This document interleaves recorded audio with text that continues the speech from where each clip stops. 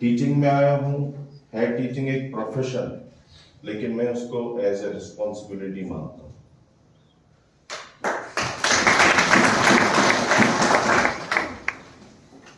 बच्चों से, चाहे यहाँ के बच्चों से मैं सिर्फ इतना ही कहूँगा कि खूब मेहनत करिए, वर्क हार्ड। आज का जो दौर है, एक एवरेज चीज या एवरेज स्टूडेंट के लिए जगह नहीं, बहुत कंपटीशन। हालांकि बायोलॉजी में हमने पढ़ा है कि कंपटीशन जो है एक नेगेटिव इंटरेक्शन, लेकिन माहौल ही ऐसा बना है कि एक एवरेज चीज के लिए जगह है ही। You have to be excellent, आपने एकेडमिक एक्सीलेंस करनी ही करनी। या बीच में मैं यहाँ पे बच्चों को डांटता भी हूँ जब वो एक्स्ट्रा करिकुलर एक्टिविटीज में जाते थे, क्लास छोड़ते थे। बड़ी बार मैंने अपनी क्लास में बच्चों को डांटा, लेकिन मेरा ये मतलब नहीं होता है कि आप जो एक्स्ट्रा करिकुलर एक्टिविटीज हैं या दूसरी जो एक्टिविटीज है जहाँ पे भी वो टेक पार्ट करते हैं कि आप उनमें हिस्सा नहीं लीजिए, आप खूब बढ़ चढ़ के हिस्सा लीजिए। लेकिन आपकी जो प्राइम इंटरेस्ट होना चाहिए, दैट इज द एकेडमिक्स। अगर आपकी एकेडमिक्स जो है वो निल है, आपके एकेडमिक्स जो है वो एवरेज है, एक्स्ट्रा करिकुलर एक्टिविटीज में आप ज्यादा टाइम ले रहे हैं, उसकी उतनी वैल्यू नहीं। सो प्राइम फोकस जो है आपका, दैट इज द एजुकेशन। यहाँ पे मेरे कलीग्स हैं, एक से बढ़कर एक है, आप उनसे टाइम लीजिए।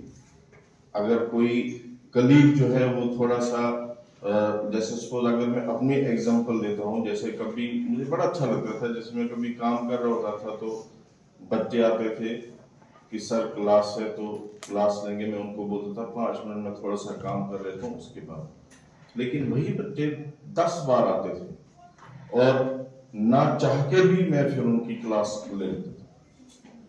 इसी तरह मैं दूसरे बच्चों से भी यही चाहूंगा कि यहाँ पे बड़े सारे टीचर्स ऐसे होते हैं जो कभी बिजी होते हैं, आप उनके पीछे पढ़िए।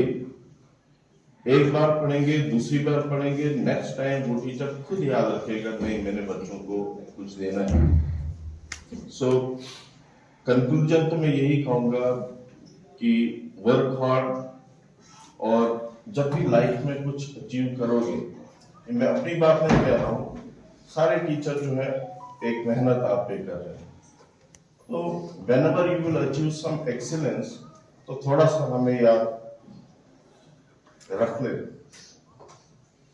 कि we have given you certain time, कोई ऐसा नहीं किया, but we have worked with you।